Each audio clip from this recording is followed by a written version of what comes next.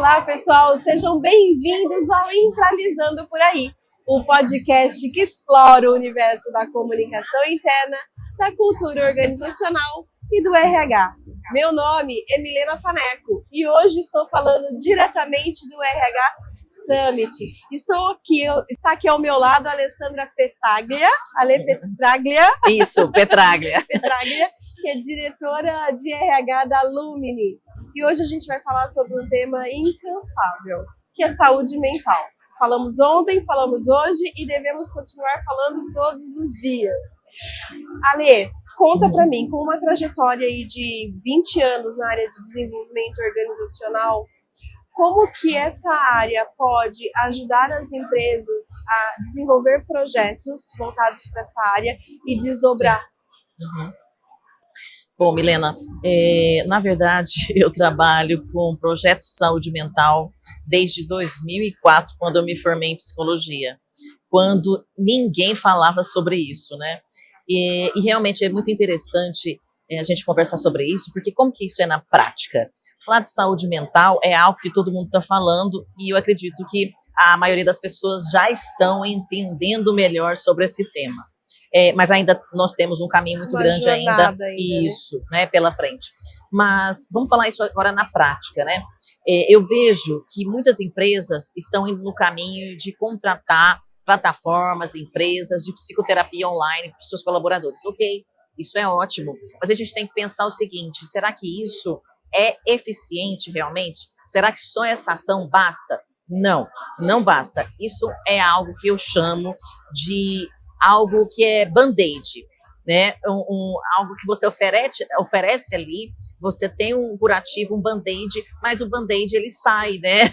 Com o tempo. Com certeza. Então, a psicoterapia, ela ajuda, só que ela não é tão eficiente como um band-aid. Então, a gente precisa de um curativo maior, melhor, né? Para essa ferida, para vocês entenderem. Então, um projeto realmente começa com a adesão dos colaboradores, que é informação, conhecimento, levar para esse pessoal, para essa empresa, o que realmente é saúde mental. E aí, depois que se faz levar esse conhecimento, as pessoas vão aderir melhor a essa plataforma de psicoterapia. Sem dúvida. Só que não é só isso. É um projeto, um programa muito mais complexo que envolve rodas de conversa, workshops, palestras, enfim, ações que realmente são eficazes. Uma delas é a psicoterapia, mas não é só isso, como eu disse, levar informação, rodas de conversa, dinâmicas, enfim, é bem complexo para falar aqui nesse momento, mas só para vocês entenderem que é uma jornada e a gente começa com o primeiro passo, que é a conscientização do que é saúde mental para esses colaboradores. Exato. Então, primeiro a gente dá o letramento, né, a consciência do que é, Isso. E depois a gente identifica quem são essas pessoas, porque às vezes as empresas não sabem. Sim. Aliás, elas não sabem nem como identificar, porque é tão silencioso muitas vezes que você está ali no dia a dia consumido pelas suas tarefas, pelas suas metas, que você também não para observar, né? Sim. E dificilmente o colaborador levanta a mão quando ele precisa. Muito, muito difícil, porque ainda é um tabu, Milena. É um tabu, é um estigma, né? É o estigma. As pessoas têm dificuldade. E agora, com a atualização da NR1, facilitou de alguma forma, porque é uma exigência, se fazer o levantamento diagnóstico dos riscos psicossociais que está dentro da NR1. O que é isso, né? Essa NR1, essa atualização dos riscos psicossociais, é realmente fazer um questionário ali para os colaboradores responderem e a gente identificar esses riscos psicossociais que está ligado a síndrome de burnout, depressão, ansiedade. Só que esse é só o primeiro passo. Depois nós temos que definir um plano de ação. Acolher, né? Isso. Como que é esse plano de ação? O projeto ele pode ser preventivo, ok? Ou intervencionista, quando já está de médio a grave lá, realmente quando a gente faz a pesquisa de clima, não. O levantamento dos riscos, porque a pesquisa de clima também faz parte, ajuda. Como eu disse anteriormente aqui, antes nos bastidores com a Milena, eu trabalho também com DHO, desenvolvimento humano organizacional, e a pesquisa de clima também faz parte de um processo, só que todas essas vertentes vão me direcionar para esses projetos, principalmente o levantamento dos riscos psicossociais, que eu vou averiguar se essa empresa está com baixo, médio risco psicossocial dos seus colaboradores ou de médio a grave, que aí já entra um projeto que a gente chama de intervencionista e não preventivo, tá? Mas normalmente, como eu disse, eu já faço esses projetos desde 2004, quando ninguém falava de saúde mental nas empresas, né? Que realmente eu trazer essa consciência, essa prevenção para os colaboradores. E vou te falar, Milena, se o CEO, o presidente, a alta gestão ter essa consciência dessa nova cultura de saúde mental, aí eu respondo a sua pergunta, como que se faz isso? Começando com a alta gestão, porque se ele não vê ali que está se escoando gente, seus colaboradores, por conta de alto número de afastamento atestados por ordem de saúde mental, e que ele está, ao invés de reter talentos e dar ali um ambiente saudável para esse colaborador ficar, ele vai perder gente para problemas sérios, né? Então, a melhor forma de se fazer é a prevenção. A gente não tem que pensar só, eu tenho que fazer por exigência do governo. É muito melhor fazer de uma forma muito mais acolhedora e fácil, né? Sem tanta pressão e exigência. E acaba sendo incorporado na cultura, né? Acho que precisa fazer parte da estratégia. Sim, né? sim, Fazendo perfeito. parte da estratégia, o CEO entendendo. Exato. Colocando isso na estratégia, vira cultura. Até porque hoje eu estava aqui no painel no RH Summit falando sobre gerações, né? E como que elas se comunicam no ambiente do trabalho. Então, estava eu, que sou da geração X, geração Z, Millennial, que é o Felipe, né? E até um menino de 15 anos que estava com a gente da geração Alfa, né? Mas como que isso faz com que realmente essa comunicação seja realizada entre eles de forma eficiente? Como que é isso na prática? Isso também é saúde mental, porque todo mundo está se beneficiando. Então, uma pessoa de geração mais antiga, ela vai se beneficiar com as novas ideias, criatividade, as tecnologias das novas gerações. E o contrário com o contexto. Também. O contrário, os mais novos também precisam aprender a ter mais resiliência, porque nós sabemos que as gerações mais antigas têm maior resiliência. Então, é mais conservadorista, né? Então também traz essa visão para os mais jovens. Os mais jovens também traz essa questão de melhor flexibilidade, de adaptação, de inclusão, né? Super inclusivos. E deixa eu te fazer, você acha que esse momento hoje que a gente vive, ele é mais desafiador do que outros dessa jornada sua de 20 anos? Porque a gente está com altos índices de depressão, ansiedade, burnout, acho que é o maior da história. A gente está com uma transformação digital aí, em ritmo acelerado, cada dia é uma coisa nova. A gente está com uma geração hoje, que é a geração Z, que já faz parte de 1/3 do mercado de trabalho aí, e a gente está tendo que se adaptar a essa geração também. Sim. Né? Você vê esse momento atual como um dos maiores em termos de desafio da sua carreira? Sim. Por quê? Por que ele é tão desafiador? Porque nós não olhamos para isso, né? Digo nós como um todo, né? Como uma cultura, um Brasil de empresários que não se deram conta no passado sobre tudo isso. Porque isso é só o quê? A consequência disso tudo. Então, por isso que é desafiador. Realmente, nunca se teve tanto afastamento por ordem de saúde mental no Brasil. E burnout é uma doença ocupacional agora. Sim. Já está no CID-10, né? Já está classificado. E vai vir outros, tá? Então, tem a síndrome do burnout, mas está vindo aí outras síndromes também, né? Que é algo desafiador para nós, mas isso é consequência de algo que nós, os empresários, eu estou falando nós todos como pessoas, né? Que faz parte disso tudo. Eu tenho 2 perguntas. A primeira quais são os maiores desafios da área de DHO para implementar esses projetos? E depois, a segunda pergunta como que você vê o futuro? Tá. Então, ótimas perguntas, Milena. O maior desafio realmente é a alta gestão. É quem está lá em cima. De ver a necessidade de investir em pessoas, na saúde mental. Porque eu tenho até um capítulo do livro Gigantes do RH, e nesse capítulo é por que as empresas devem investir em saúde mental para poder faturar mais.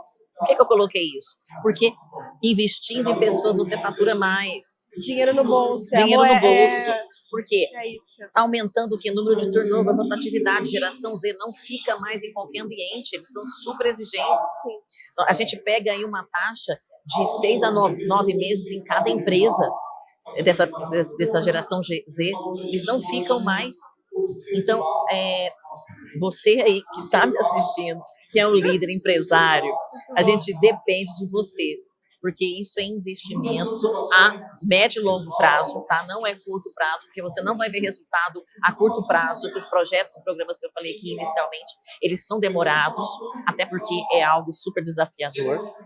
Você levar essa consciência, essa informação sobre saúde mental. Sem dúvida. Não é todo mundo que quer fazer, que quer realmente entender. Requer energia. Requer energia, é uma complexidade, sim, né? É algo bem complexo. Mas a gente precisa falar sobre isso e fazer acontecer. Então, a gente depende. Então, primeira pergunta, a gente depende de quem está lá em cima, tá? Da alta gestão. E aí, a segunda pergunta é o futuro. O futuro.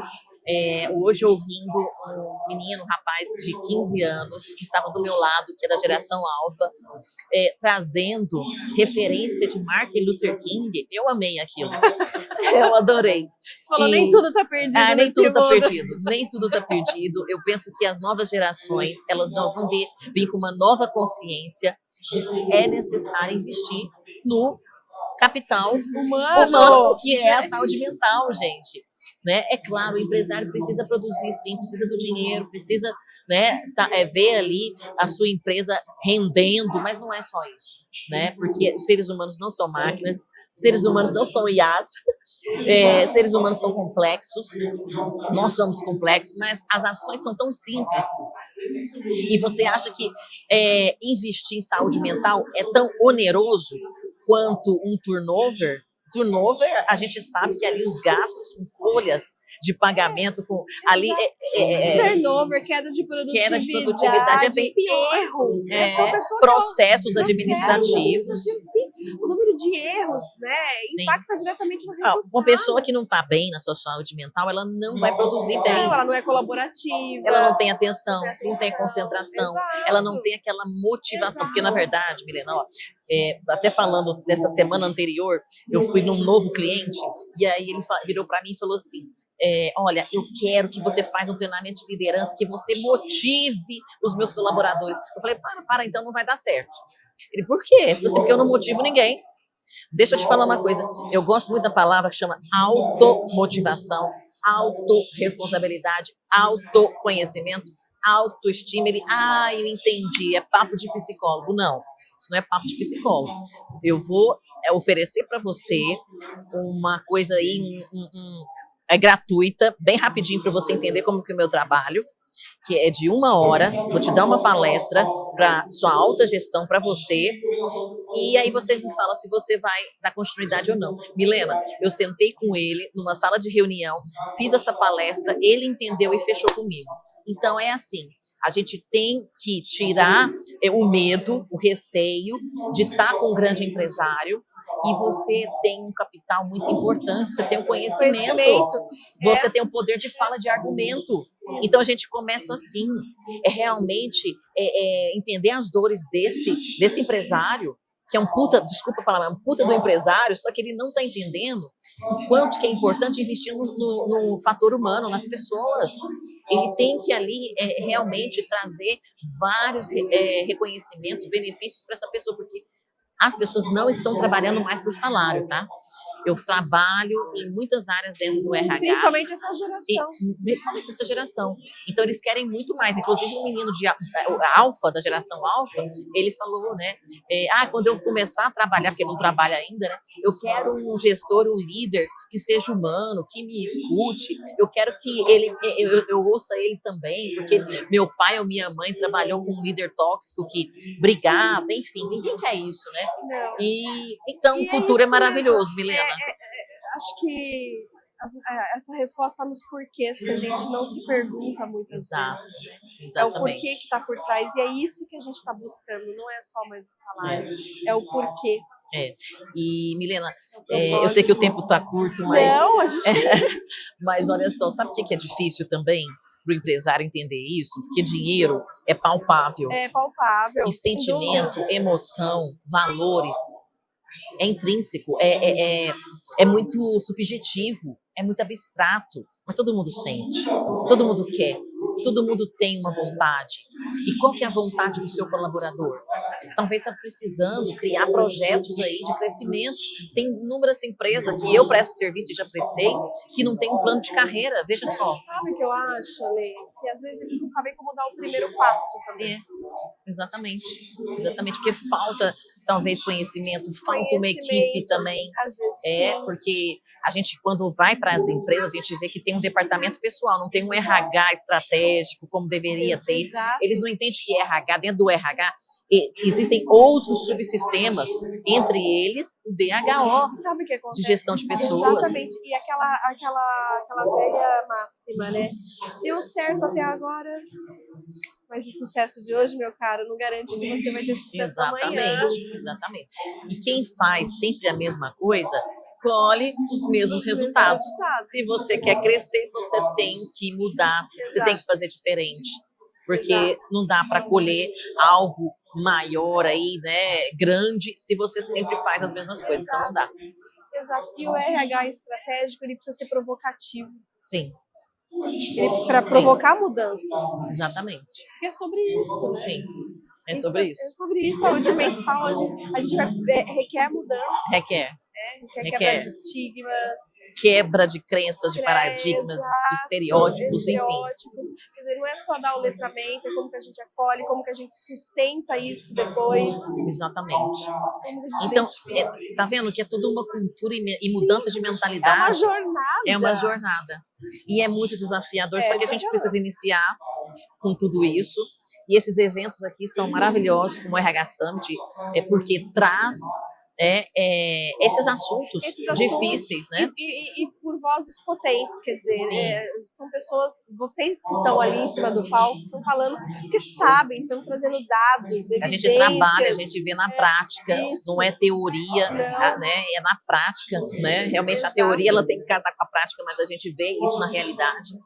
E a gente tem que sair realmente dessa realidade e alcançar o que a gente espera, o que a gente deseja. Só que não vai ser de um dia para o outro. Isso é uma jornada, uma caminhada, um processo. Exato. E a gente espera que amanhã a gente não precise mais de uma lei ou de uma norma. Exatamente. Que isso já seja incorporado. Sim. Né? A gente como algo natural. Como algo natural. Né? Exato. Né? Quem que não quer acordar de manhã feliz para ir trabalhar? Mas eu acredito que esse dia vai chegar, porque se a gente for olhar a nossa história como um todo, como a revolução industrial, né, no mundo todas as histórias, né, então a gente vê que realmente teve muito progresso, tem muita coisa para acontecer, mas a gente sabe das dificuldades, olhando para a nossa história, de como que aconteceu. Então, a gente, eu pelo menos, né, eu vou falar por mim, eu tenho um pensamento positivo de que o futuro é promissor, até porque a gente já está falando sobre isso e as novas gerações estão vindo aí com uma nova visão, uma nova perspectiva, e eles vão ser os futuros empresários. Exato, eles vão estar aqui amanhã, né? Sim. né? Sim. E é isso. Então, que a gente fale de saúde mental de janeiro a janeiro e não só em datas pontuais. Verdade. Né? Exatamente. Isso é muito importante e que a gente olhe com cuidado para as pessoas, um olhar diferente, né? Sim, sim. E fazer acontecer. Fazer acontecer. Colocar na prática, transformar esse discurso em ação. Isso, em né? ação. Em ação. E daí, acho que é uma responsabilidade multidisciplinar, não é só do RH, ou só da liderança, ou só da comunicação. Você disse tudo. É uma responsabilidade conjunta e é de todo mundo. Né? Isso muito aí. Bom. Vamos para o nosso saco misterioso. Tchan, tchan, tchan, tchan, tchan. Olha que legal, não sabia desse saco, hein, gente? Tira uma frase aqui. Quer uma? Pode ler. Ai, um livro que te transformou. Nossa, tantos livros. Meu Deus, deixa eu Ó, ver. é a dica pra galera. A Coragem de Ser Imperfeito, da Brené Ah, Brown. Brené Brown. Ah, eu já li 2 vezes, você acredita? Quando eu também. gosto de Também. Gente, é igual filme. Tem filme que eu assisto 5 vezes, 6 vezes. Mas Não você paro de sabe assistir. que- Agora, esse livro é maravilhoso. Eu não sei você, mas eu já li algumas vezes esse livro, já assisti o TEDx Sim, dela. também. E todas as vezes eu tiro alguma coisa diferente. Cara, mas Sim. eu Nossa, é vou com um perfeito. olhar e eu saio com outro. Se eu vou com um É olhar, de eu tanta saio com outro. sabedoria. É muita É sabedoria. muita sabedoria. E assim, quando eu li pela primeira vez, eu tava precisando realmente disso, porque a gente é muito autoexigente, principalmente a gente que é mulher. Eu falei ontem, o primeiro dedo em riste é o nosso próprio. Exatamente. Né? Exatamente. Só que a gente tem que fazer isso também, gente, para o nosso autoelogio. Por que não? Por que é tão difícil, né? E também, por que é tão difícil errar? Encarar nossas vulnerabilidades? Não dá para ser 100% em tudo, toda hora. Não. Então, quando eu li esse livro pela primeira vez, realmente eu entendi que aquele livro era para mim. Você sabe, eu senti uma libertação. Ah, eu também, libertação. É libertação. Libertação. Assim, cara, eu posso ser quem eu sou, com os meus erros, com as minhas fraquezas, Sim. e tá tudo bem, Tá tudo porque bem. essa sou eu. Exatamente. Eu sou vulnerável, você é vulnerável, todos nós somos vulneráveis. Sim. E que mostrar vulnerabilidade é mostrar ser humano, é humanidade. E a gente tem muito medo do julgamento, muito medo do Mas julgamento. o pior julgamento é o nosso, com a gente mesmo. Exato. Então, esse é o livro, fica a dica. Quem não leu, leia, porque é maravilhoso. Muito bom, muito bom. Muito obrigada. Eu que agradeço pela Tô oportunidade. muito feliz de você estar aqui. Parabéns pela sua palestra de hoje. Obrigada. Ainda tem algumas horinhas de RH Summit para você aproveitar. Com certeza. E convido todo mundo aí a acompanhar a Intralisa no YouTube, nas redes sociais. Muito obrigada, viu, pela oportunidade. Eu que agradeço. Adorei suas falas, suas colocações que também. bom, obrigada. Obrigada, Lê. Muito obrigada. Vamos fazer nossa foto padrão. Vamos sim.